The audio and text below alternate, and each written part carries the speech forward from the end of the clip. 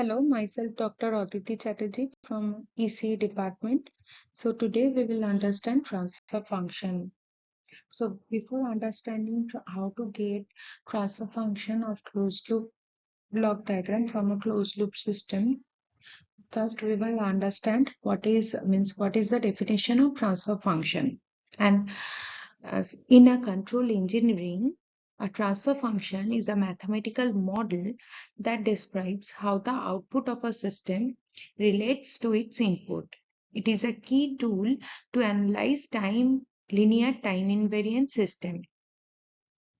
The transfer function of a linear time invariant system with given differential equation is defined as the ratio of Laplace transform of output to the Laplace transform of input with zero initial condition.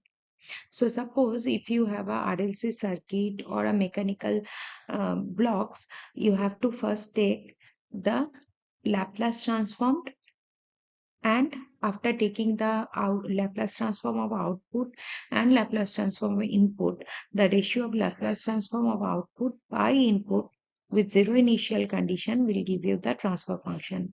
Transfer function is very important to get, because once you get the transfer function, you can understand what will be the response of the system. What will be the pattern of the response, means whether it will be a stable system or it will be an unstable system with moving time, means with time. So before that, you have to, means from transfer function we can easily understand the response of a system. So for that, the Laplace transform and also to get the transfer function of a system is very important for easy understanding or better understanding of a system. It could be an electrical system or it could be a mechanical system also, consisting of spring, damper, mass, all these things. Okay. And in case of electrical circuit, it consists of components RLC. So from there, we first take Laplace transform and we get the relation between output and input.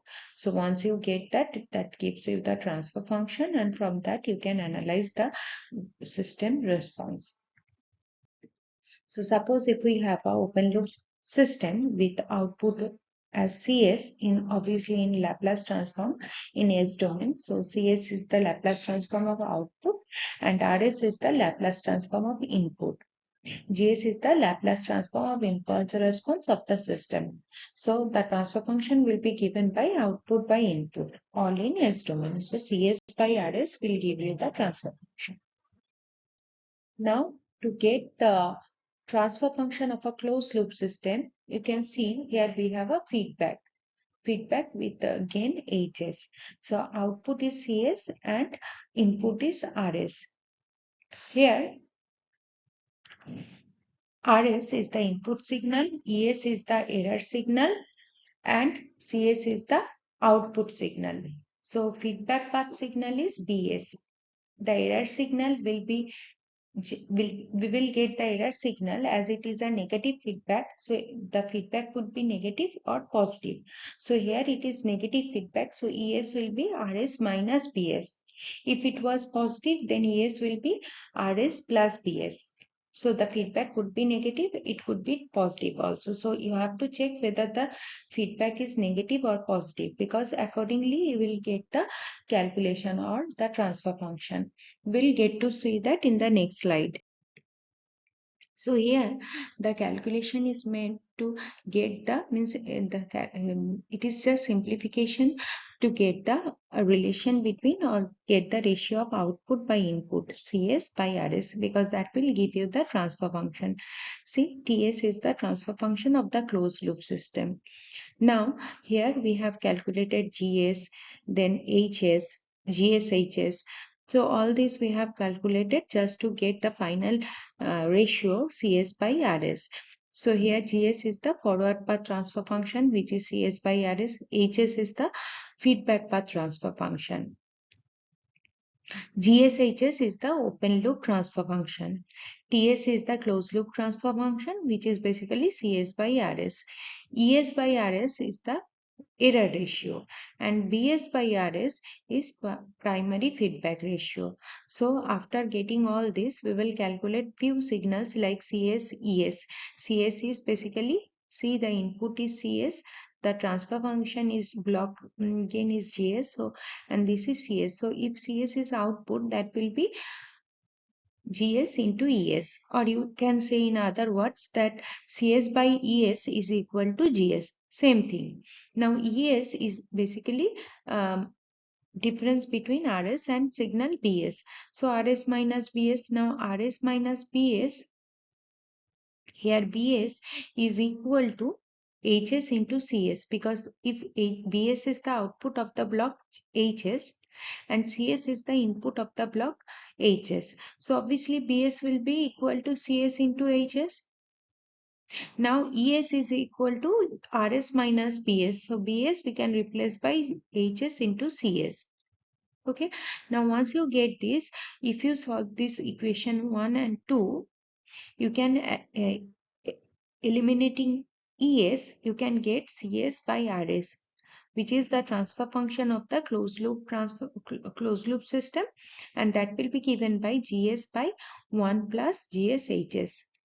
So remember one thing, that for negative feedback we used to get here plus Gs by 1 plus GSHs, and for positive feedback we used to get Gs by 1 minus GSHs. So this is very important, that for negative feedback we used to get 1 plus GSHs, and for positive feedback we used to get 1 minus GSHs.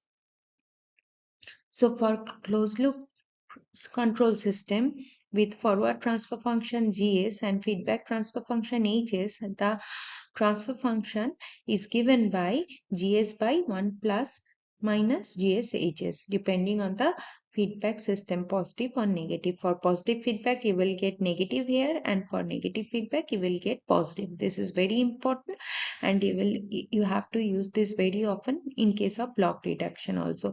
So you cannot forget this, that for closed loop control system with Gs and Hs, the transfer function is given by Gs by 1 plus minus GSHs.